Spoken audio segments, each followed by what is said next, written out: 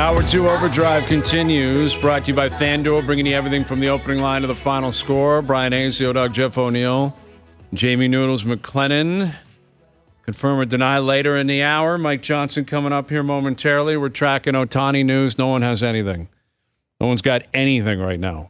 But we'll see what comes with Keegan Matheson of MLB.com in about an hour. See if anything comes. I think it's getting down to it. I think he's just sitting with people, agents, and I think he makes a call tonight. Mm-hmm. I think he makes the call tonight. You're saying tonight's the night we get a breaking news tweet. It's probably going to be a pass-in or something like that. Well, you've never heard anything about future meetings. I mean, they talked about the second phase. I think the second phase is he just makes a call and says, I'm going here. You think someone will get it wrong first? Like, remember John Heyman did with Aaron Judge? Or he was going to the Dodgers, and then like an hour later, it was, sorry about that. Never mind, delete. Dude, if you wanted like some on-the-dock summer material, just go to the tweets after that when he butchered Oh, man, it's tough. Like he's tough. Like, sorry, I got that one wrong. And he got verbally abused on Twitter for 6 hours straight. Yeah, he did. Like, honestly, that if you read mentions, that's basically, I like, somebody will tweet something out. I like reading the mentions. Yeah, because people are ruthless. This is why Al's brother hasn't poked his head out of his hole right now, because I think he's getting destroyed on Twitter. Yeah, it is. I mean, I'm urging people to take it easy on Al's brother, please. Right? Al's brother cannot control you guys picking another winner last night. Full credit to you. It actually turned out to be a really fun ball game where, at one point you had two quarterbacks no one's ever heard of before. And it goes to overtime, and that's a crushing loss for the Jags. And, maybe the Bengals feel like they're still in it. I don't see why they would or they should necessarily, because Burrow's done for the year. But credit to them, they still played, right? That's a good coach. That's a team that's got pride. The Bengals went down there and said, we're not going to quit on the season. And they're I believe, 6-6. They're at 500. But the Jags losing that game, it opens the door for the Colts. It opens the door for the Texans, where you're going to seed in the AFC. And if Trevor Lawrence is injured, that is very troublesome. Like, that is terrifying. If you're Luke said in it last Jacksonville. night. He's their whole team. Like, yeah. They were a dumpster fire, and then who did they have down there? The coach. Well, they had Urban Meyer. Urban Meyer. What a gong show that guy was. He was enjoying himself. He really had a good time. That he had the bar scene there. Yeah, Didn't he stay behind after the team they left? They played up in Cincy, and he wanted to be a hero and roll over to Ohio State. Man, that was a bad move on his behalf. Oh, and then the picture started circulating, and he was tickling, and he was up to some really bad stuff. He was doing magic tricks sitting up against the bar. Now you see my hands, now you don't. Yeah, that's true. It was not good. I remember talking to someone it might have been Luke, actually, where he's like, forget all the other stuff. Never heard of a coach. Never heard of a coach not flying back with the team. Like, it's never happened before in the NFL where you don't, like, that Team Bird, like, you guys played in the NHL. Could you imagine getting on a flight, going back home, and your coach is like, I'll see you back there. I'm just going to stick around and party. The coach would never announce it, but it would just be one of those things where you would ask somebody, say, like, you would ask the team services guy, why wasn't, if you even notice, sometimes people, you're just playing cards or whatever, but if you say, hey, where's the coach? And then the team services guy said, oh, he wanted to spend the night back. He's going back to Ohio State. Everyone would lose. Like, everyone would say that's amateur hour. Right. That is amateur hour. The only time I've ever heard of, like, a coach or a manager or somebody staying behind, it's like there's family reasons. There is a reason, like, that they, like, not to go to the bar. Like, that's right. He just wanted to be a hero and go to the bar at Ohio State. I could go to the bar and enjoy myself. But the story got worse for him Crazy. because the lady was apparently his interior designer, and there's just... it was bad, man. It was bad really... news. Urban Meyer was really not in a good place. Get your damn act together. Yeah, it was tough. But anyway, what are you going to do? right? And Urban Meyer, I think he's working for Fox, isn't he? Doing stuff like college game day stuff. That guy could do some crazy ass stuff, and he's still getting back on TV. Well, listen, he won a ton. Ohio State, Florida, he's done it all in his career. All right, we got some big games in Canada tonight. In Ottawa, they got to start winning here. In Vancouver, you got the Hughes brothers matching up with New Jersey taking on the Canucks. And joining us here on the Maple Toyota Hotlines, our TSN Hockey analyst, Mike Johnson, from Ottawa. And I got to think there's some nervous energy out there, Johnny. Like this Sens team, man, they're going to play a ton of hockey the next month and a half, and they better start winning a ton of games or it's going to come to an end real quick. Yeah, for sure. But before we get to the Sens, I will not stand for any Bowling Green alum head football coach Urban Meyer slander. Because before he went to Utah, before he went to Florida, before he went to wherever the pros, he was Bowling Green's football coach. That's where he started. No way. Wow. Yeah. Was he a Did you ever see him leaning against the bar with magic tricks at the bar, Johnny? He was at the Brat House, working the rail. Yes, absolutely. Man, did he look comfortable. In those pictures that came out, Urban was really comfortable. He was really comfortable. Wow. He was what I call 8 double gin and tonic comfortable. That's what he was. Yeah. He was. I forgot that there's cell phones in the world comfortable. That's what he was. Which is a certain degree of comfortability that you like, oh, God, I'm famous. Everyone's taking a picture of me, and yet somehow I don't care. Yeah. You're right. That's a lot of comfort, man. Johnny, tell me, did you see him on campus at all? Like, did you cross paths with him? No, he got there after I graduated. So, no, I did. You know what? Maybe he was an assistant or something. But, no, he was, cause imagine, he doesn't look that old now. So 20 years ago, let's say he was the football coach at Bowling Green. He probably would have been barely 40, maybe not even, early mid-30s. You know, mid-30s, you can get about when you're at 30 probably and feel like you're not totally being a creep, even though you're just probably inappropriate. Yep. So, no, but I did not cross paths with him, but we claimed him early as like, yeah, he's from Bowling Green because he's having all this great success in Florida, and now we're like, I don't know. Yeah, right. We don't need the alumni brochure. Right. Associate him with someone else. We don't need to get on that road. He got an ankle bracelet in his stocking that Christmas. There's a tracking device for sure. I think everyone knows where he is from here on out. All right, the Sens. Yeah. The nervous energy or what? Because it's been ugly out there, man. It's been really ugly. It's teetering, Hayes, is exactly right. Is that they want to believe that this team's different. They want to believe in the new ownership and the excitement and all of it. But they are skeptical that this team and this coach can get it done. If it turns south at all, like the Rangers we're on their way to the game now. They're playing the Rangers tonight. The Rangers are really good. If it gets 4-1, like I think the crowd starts chanting stuff again. It's at that point where it's just at the tipping point where it won't take much to push it over the edge. And that's just amongst the fans. Amongst the players, they realize they played so few games. They got 6 or 7 games in hand on everyone. If they win those games in hand, they're right back in the mix. If they don't, and they play a ton of games in September or in December, and they've only played 5 road games so far. So everything else has been at home. They're going to be traveling around on the road through the holidays, tough travel, snow and all the rest, trying to climb back up the standings. It's tough. And they found out this morning Thomas Chabot, who just missed a whole bunch of time with a hand, is now missing this game with a lower body, going to get MRI results and images. So who knows how long he'll be gone again for. So they're teetering. Like they want to believe, but I don't know if they really do believe that they're as good as they think they want to be. Both you guys give one answer.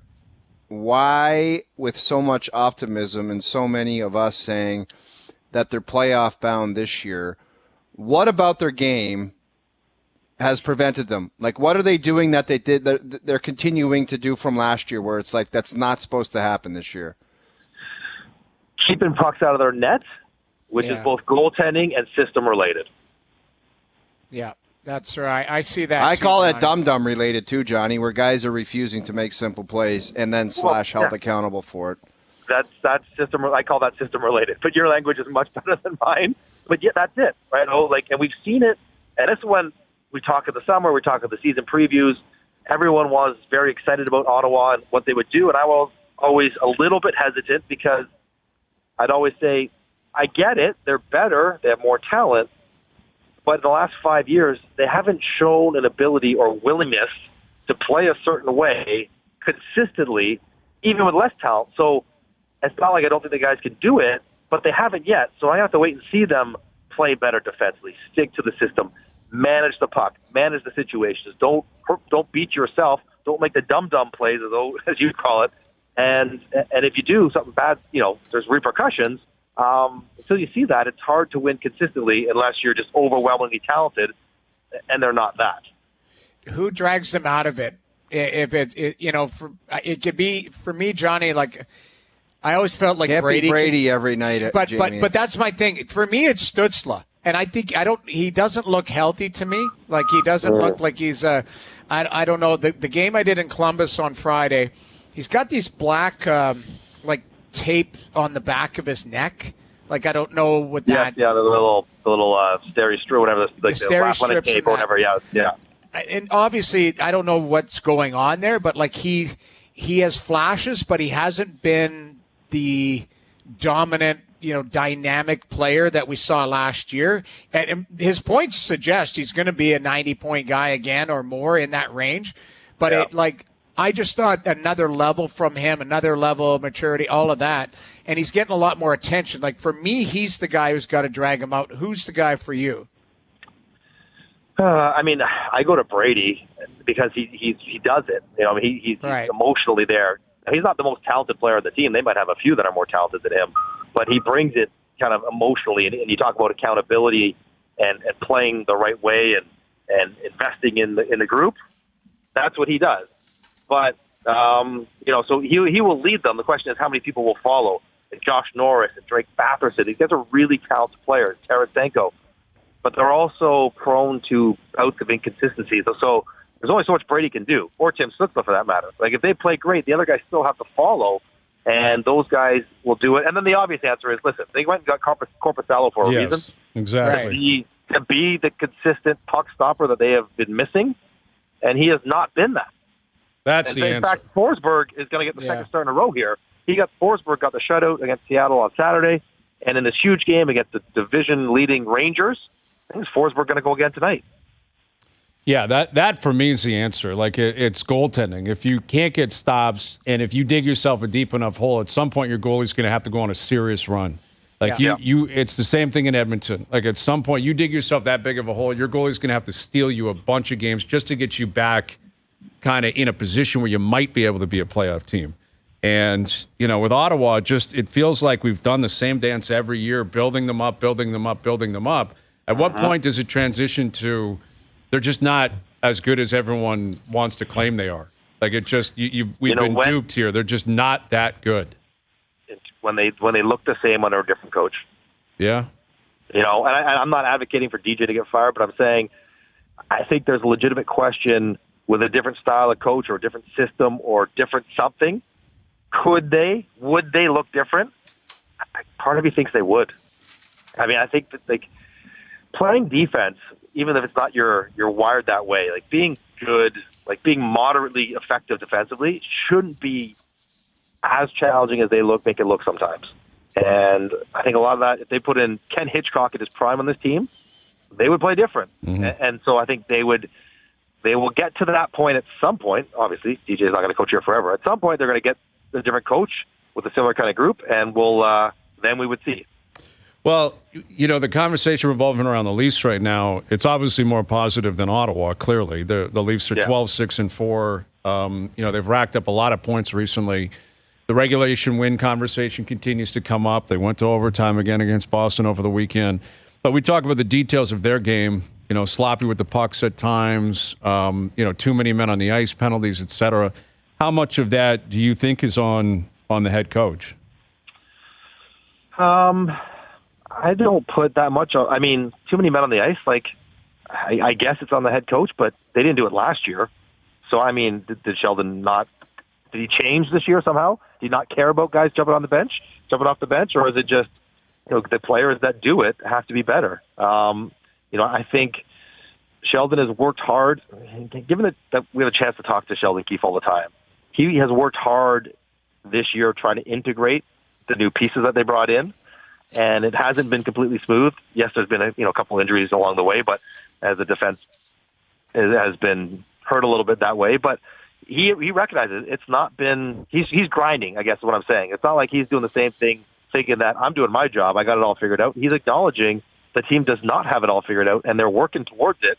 But they got a ways to go. Like, they love the points, and they're a 104-point team on this pace. But the coaching staff would say, we're not playing great. We're not playing as we did last year, as well as we did last year. We're not as good as we were last year yet. And they're working towards trying to become that. Johnny, people come out to me and they think Chris Tanev is just, he shows up on scene and everything's rosy and it's like they're cup contenders again. Like, if you had the choice of 2 to 3 transactions and MJ's the GM, what would you be doing?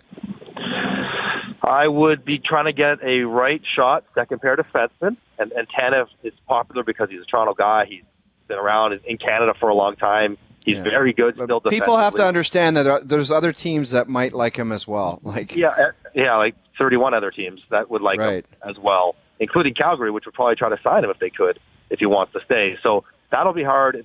The acquisition cost will be tough. But that second pair right shot defenseman, you can scour the league for a high-end guy, low-end guy, whatever it might be. That's the number one position. But the other one that I can't ignore is that I need a third line I can trust to play sort of all the time. I can't have a third line that is playing 8 or 9 minutes at times. Like, I need them playing 14 minutes and trusting that they'll do the score. But also, if they get out there against Marchand's group, against Pasternak's group, it's not the end of the world. We're okay. And I don't think they have that full faith in, like, Max Domi's doing a good job playing in the middle. Maybe a bit out of position from what they thought. But the Robertson-Young-Croak dynamic, they just don't like him enough. It hasn't been good enough.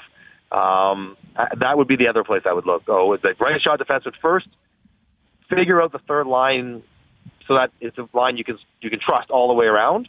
And if you get those two things, and then the big boys continue to play, then the Leafs will be good again and have a chance to win rounds in the playoffs.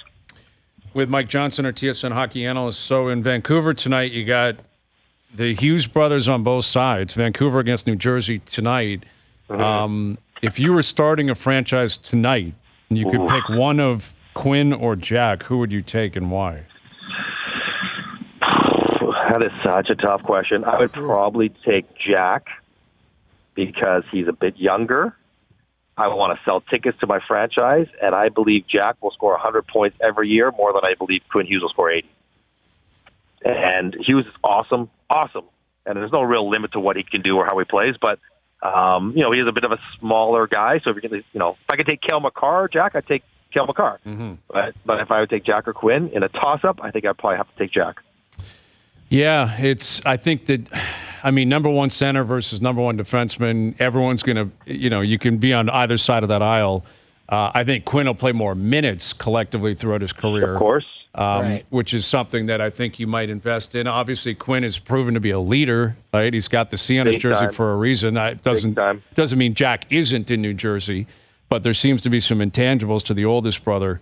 There probably is not a wrong answer here, but it does say something that you're going to have a number one center for the next 10 to 12 years in the league and a number one defenseman in the league for the next 10 to 12 years as well, and they're both brothers. And they're both probably top 10 players in the league right now. Yeah, the way they're playing. Yeah. Right, and I would have Jack. Whenever we did our preseason thing, he was maybe just outside the top 10 this year. We dropped Johnny. All right, we'll see if we can get him back. I don't remember where we had Jack. Jack Hughes he might have been 9 or 10. He might have cracked the top 10. I don't remember in the top 50. He was the guy that I was getting bullish on, saying he might be able to, be a top 5 and take a run at McDavid's, Art Ross this year or whatever, Hart, that type of thing. He was on fire early. He was on fire, and then the injury. The other thing is the other kid, Luke. I'm talking to people in New Jersey, he's a special player too. Yeah. He's not he's not Keith Gretzky, put it that way. Right, he can play, that kid. He's a top 10 pick too, I think. Right. So, I think there's a fourth one. Is there? I don't know. 4 boys? No, I'm telling you, I've got to look. I swear, somebody told me there was a fourth, but maybe I'm wrong. There's no way in hell there's another one. There were 4 Stahl brothers. There were, 7 Sutter brothers. 6 of them made the NHL. Like, it's not like we haven't seen that before.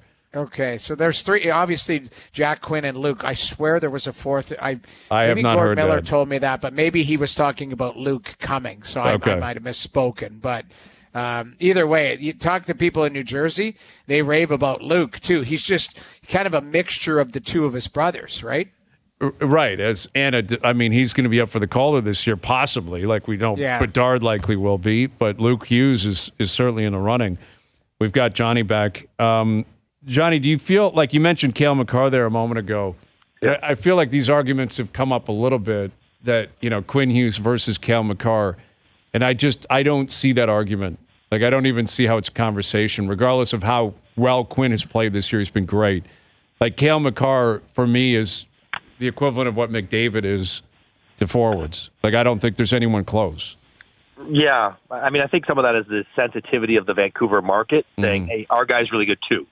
And, like, while he may not be as great as Cale Makar, and you're right, Cale Makar, the number, like, he's like Bobby Orr territory, Cale Makar. Like, the numbers he's putting up, right? Yep. So, yeah, I think Quinn Hughes has maybe closed the gap. Like, maybe he's a bit closer to Makar than people would have thought. But he's not Cale Makar, and that's no slight on him. He's the second best defenseman in the world right now. Okay.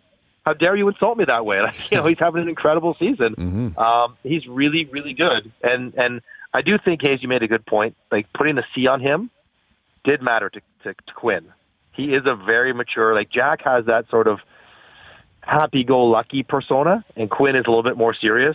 No, they're all very serious, but, like, I think he took that the C, and it mattered to him, and he wanted to change his game and lead and be better, and he's done all those things, which is commendable. But yes, the Hughes Makar conversation, is there anyone outside of the Hughes family that would take Quinn Hughes over Cale Makar today?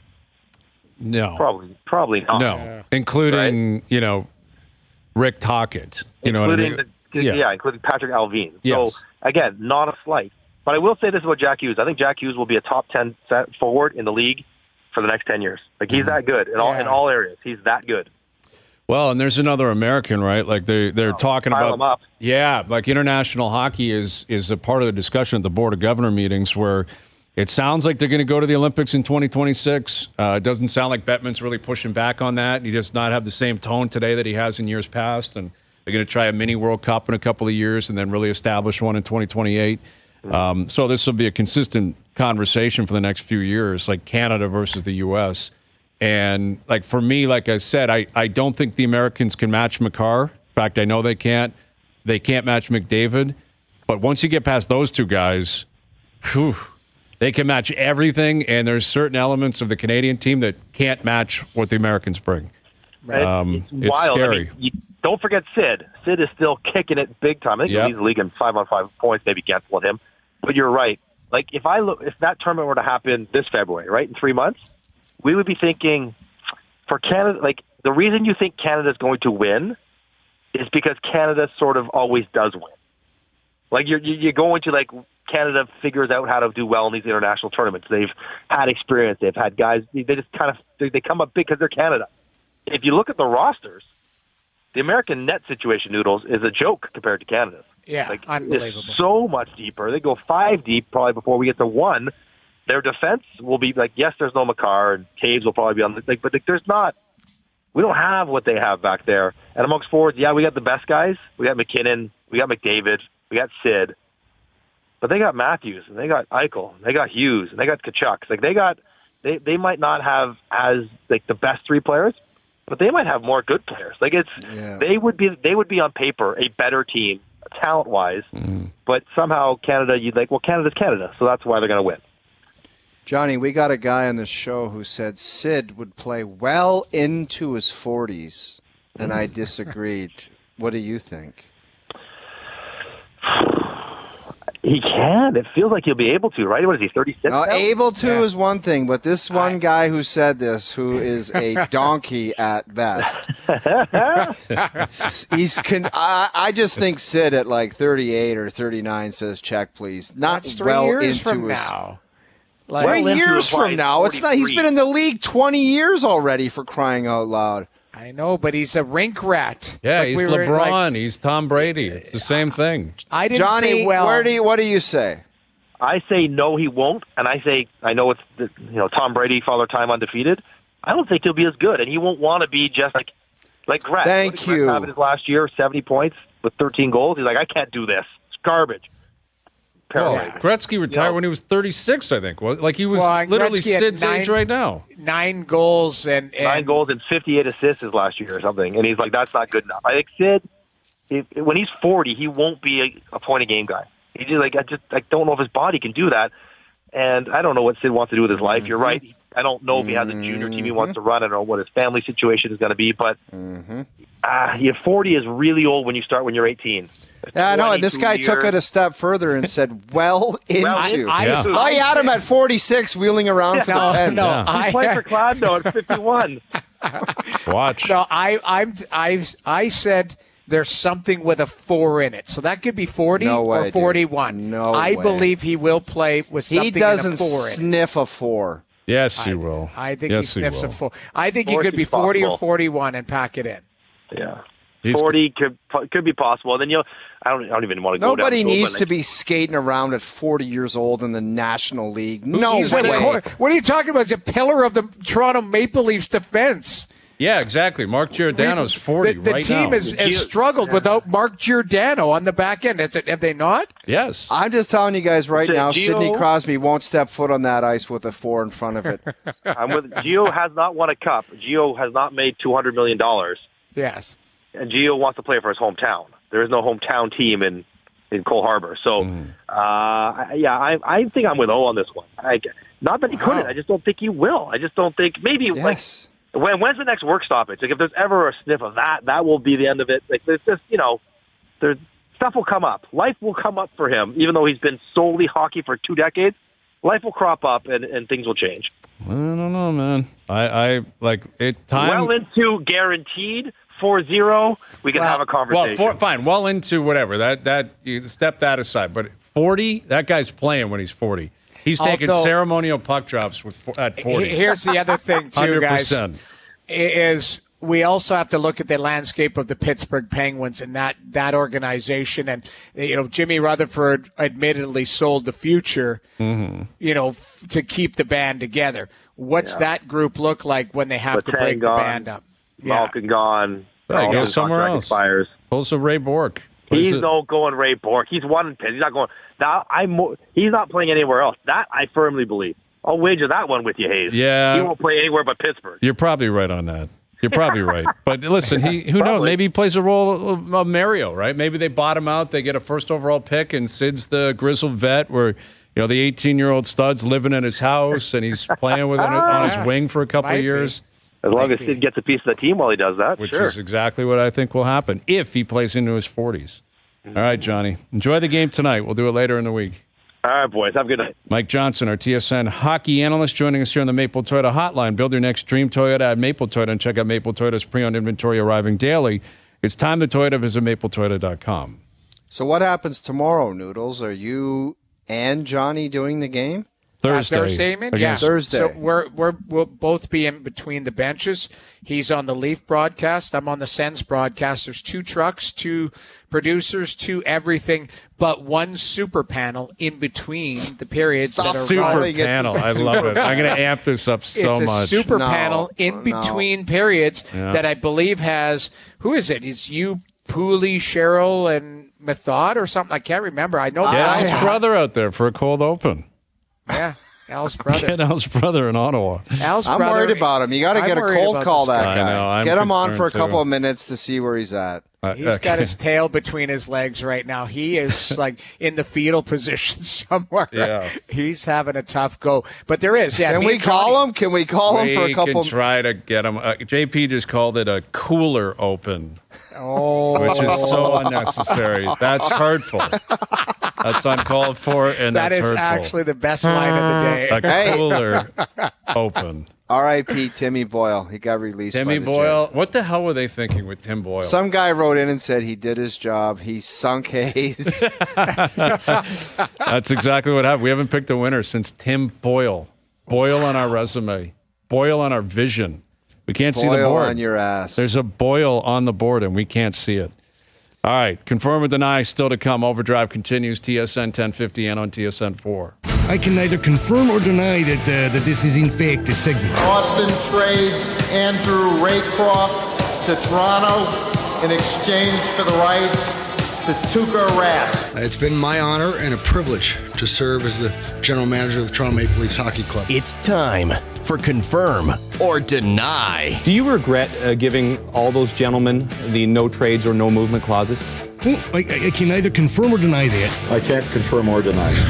All right, confirm or deny, brought to you by Don Valley North Lexus. Lease the 2024 TX 350 luxury package from just $898 per month for 28 months. Visit DonValleyNorthLexus.com for all the details. All right, statements are made. We confirm or we deny. Very simple stuff. Okay, let's begin with a couple of Ohtani statements. All right? Yeah. Confirm or deny, even if the Jays don't land Ohtani, they deserve full credit for going all in on Ohtani. Give me a break. Deny. This is the big leagues, man. You either land it or you don't. You want a tire pumping? This is an awful take. It's an awful thought to just give props for trying. You land it, and then maybe people will forget about what happened in Minnesota and how pissed off they'll be. That's the only way. And I said this early in the show. If they miss out on both these guys, get ready for unrest because people will be right back to being ticked off. Yeah. It's land something, man, and it better be big. Or else, because people are jacked up now. They're having discussions, water cooler conversations, bar talk about Ohtani. And if it goes from Ohtani to Soto to nothing, you got a problem on your hands, man. A problem. Yeah. It's deny. I'm denying it too because I don't know. You don't get A, like you can get A for effort, but if you don't execute, like it's, it's lip service. Like it's you know what we call it in the hockey, moral victory. Like that's what it is. Like this, I don't know. For me, I'm denying it because you were a little bit sharper with the criticism. I'm just saying, like if they don't get him, and then they don't get Soto, then whoever comes, people are going to be like, you got that guy compared to the other two? Like, that's what worries me. Right. It's a loser's race is, I guess, what you're kind of saying there. But I'm actually going to confirm this because What do you got? What this is indicating, because they've opened themselves up now, what this is indicating is that ownership has the money and is willing to spend the money. And that is pretty significant because it could have been really easy for them to just say, we're not doing that. We're not paying $500 million. We're not wasting our time. They're clearly all in on this guy. They're clearly willing to pay him whatever they have to pay him. And they're selling him on every possible angle they can. If he decides not to come, then they still did something that a lot of teams in this league chose not to do. But is there a situation out there, Hayes? Go ahead, finish your thought. Just saying that, there's 20 other teams that were like, we're not even going to waste our time because we stink and we got no money and he's not coming here. Like it's the Jays at least put a foot forward where they're like, this guy is the biggest free agent maybe in the history of baseball or close to it. We're going to go for it. We're trying. We're going to put our best foot forward.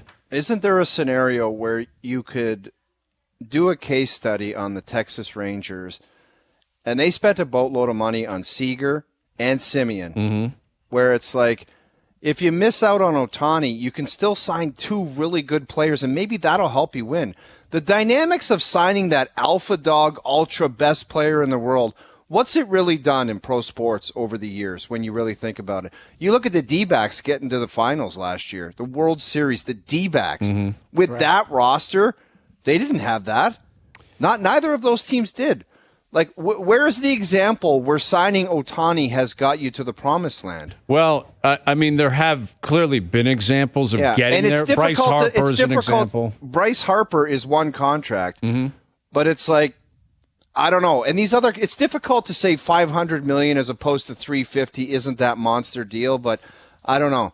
But it's like, to be set on this, to think this is just going to take you over the top, no. I don't know if it does. No, listen, he's going to get 4 or 5 at-bats a night.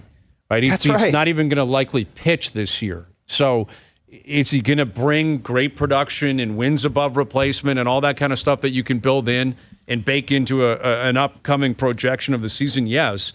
But if the rest of the roster is weak, it's irrelevant because he's already done that in L.A. He's been doing that his whole career with the Angels. But doesn't if his bat arrives, doesn't he be the lead dog there? Then you expect Vladdy to fall in. Then you expect Bo to fall in. Like Springer, all of the guys that are supposed to be and getting paid to be, difference makers with the bats. Like I think it adds to the depth of the group, and then he might drag everybody up. Well, that would be the intention, right? I mean, that's why you'd be paying him that kind of money. It's a big business play, clearly. It's a marketing play. It's an international branding play. But he's also the best player in the game, which leads us to this confirm or deny. If Ohtani signs with the Jays, he will have no pressure to actually win a World Series here. Him individually will not have the pressure. Confirm or deny? No way. That's a deny as well. You sign that kind of contract and you're regarded as the best player in the game, it's about results. There's just no other way around it. Like, don't you think Austin Matthews signed that contract and people are like, we're hoping that you bring a Stanley Cup to the city of Toronto. Yeah. Like, we love the goals and everything, but I say it all the time, man. It's about wins. You get paid like that for wins. And if Ohtani signs a monster, I don't know. You're expected, like there's already a solid core there, and if he adds to it as the best player in the game, as you call him, Hayes, which I agree with. Well, yeah, I'm not the only one. I mean, the guy's won back-to-back MVPs. Yes, It's not even close, really, and that's what you're expected to do. World Series. Yeah, I think the expectation's there as well, because what it'll do is get everybody thinking and going, we got the best player in the game. It has to follow. I mean, what do people in Edmonton think about, right? Like, it's like McDavid's got to do it. Matthews has got to do it. Like, they're getting paid to do it. And you know what's going to follow him around? Whatever number they pay him. $500 million or whatever. And I just argued against myself. I just argued against myself saying the big dog doesn't exactly get it, but those are the expectations. Well, that's why I'm actually going to confirm it, because of the nature of the market, where, like, you look at Ohtani in L.A., He didn't get the blame they didn't win. Like, baseball's a different sport, where if this guy's got like an 8 wins above replacement, hits 50 home runs, has a 2.50 ERA, and they don't win, no one's going to say it's Ohtani's fault. It'll be everyone else's fault. And the pressure will be on the other members of the organization to win. And there's also this market. We also have this, self-esteem issue at times, where it's going to be just so appreciated that he chose Toronto that it'll be like, hey, you got carte blanche, man. The signing is what matters, and more so than the performance, which is crazy, right? It shouldn't be the case, but he will. If he were just to sign here immediately, it's like he's the greatest. Leave him alone. Let him do whatever he wants, because he chose. That's why I think even the approach of the manager Dave Roberts of the Dodgers, the fact that he's just out there spitting like, yeah, we met with him, Dodger Stadium. It was cool, not a pit. Like, that can be spun as like the Dodgers are so confident. They're like, yeah, it'd be great if you joined us. If not, we're still the Dodgers. Like, we're still a massive brand. I don't think the GM's happy. I don't think he's ecstatic, because I think he's already come out, Friedman, and said, I'm not talking about it, and what the hell's this idiot talking about? Yeah, he's like, we have a policy. We don't talk about I think Dave Roberts, he got a little carried away Jimmy there. Benning, that's what he did. Yeah, he Jimmy did. Benning. Although, one thing, it's probably a different conversation. Has he not had 2 Tommy Johns? Like, yes, it's very concerning that his arm is. He's had 2 Tommy Johns, and how old is he? 29. He's 29. 30? Yeah. So 30 and 2 Tommy Johns. That might be a partial red flag. Yes, understandably. Like concerning. Mm-hmm. Like, you're going to spend $500 million or whatever it is on a guy that, it's a car with a few dents in it. That's Absolutely. What it is. And listen, I understand that. Like, you give a guy a massive contract, there's no guarantees it's going to work out. Like, there's no guarantees. But the guy is back-to-back MVP. Early on, Bryce Harper took heat, and then now look at him now, right? Look at him now, exactly. And if he can be a part of one team that makes it to the dance or wins a World Series, then it's worth it in the end. Yeah. Over a 10-year span, if you get to one World Series or win one World Series, not every team would look at it that way. The Dodgers may not. The Yankees at a time certainly would not have. But I think Blue Jay fans would accept that. Confirm or deny, Ryan Reeves will make it to the end of this season on the Maple Leaf roster? Ryan Reeves will make it to the end of the season on the roster. I can neither confirm or deny that. I'm confirming it. Yeah? I'm not sure he's playing again anytime soon, man. He barely played the other night. Barely played. What was it, 3 minutes? Yeah. I think he played 3, but I don't know. Could you move on? Here's a follow-up. Can you move on from it? Can you say to him, we wanted to bring in some toughness, but this just hasn't worked out? Could you move him? I don't know if you could. I don't know if you could trade him. You don't move him. He's got a 3-year deal. I think what you do is you have to put him in with the Marlies because how much does he make? $1 million? 1.3, I think it is. Yeah, so you'd eat a couple $100,000. Right. But I think he's going to be there. I really do. I think they're bullish on him. Yeah. It might be somebody else if they try to change their roster around. It's not like some of the other guys are killing it at the bottom of the roster. Yeah, but he's a different story. I mean, like I get you. It's not like McMahon is the next coming of Bob Gainey or anything like that. But he's in a situation where when he gets on the ice, he spends a whole shift in his own zone, and there's not much different to that. I love the guy. I love what he's all about. But if you can't get out of your own zone, there's a problem. And that's I would tell that to his face, and he would have to agree with it. If you can't get out of your own zone, there's a serious problem. Well, and they tried to mix him up early in the game the other night. They actually started him on the third line. They started him with Domi and Robertson, I think, trying to mix in different looks and different shifts. He's having a tough go of it. There's just no other way around it. And if Keefe's not going to play him, then you might have a scenario where Keefe's just basically telling the GM, I can't play him. I'm not playing him. I have one weird observation, and it's not just the Leafs, but it's with other teams and I watch them. Why after they get scored on, does the fourth line have to come out? I don't know that logic. I don't have you noticed that too? Yes. And they get scored on quicker than any other team in the league after they score a goal, or it seems that way anyway. That always surprised me. I'm going heater line after a goal for or against. All day. That one, you see that Leafs get scored on, it's like, okay, get the fourth line out there to get some energy going, I guess. I get that. And you know what else they're on there, Noodles? 2 minutes left in a period. I'm not having my fourth line on the ice. I don't care if it's the best fourth line in hockey. No way. Yeah. Well, I mean, again, I'm not going to question coaching tactics. It's just I will. Why do you have you have one of your top 3 lines on the ice in the last 2 minutes of a hockey game? That I agree with. I don't know the philosophy behind when you get scored on, the fourth line comes out. I'd love to hear it. He's not alone. Coaches have been doing that forever. It's throughout the league. Like I'm not lying. Throughout the league. Yeah.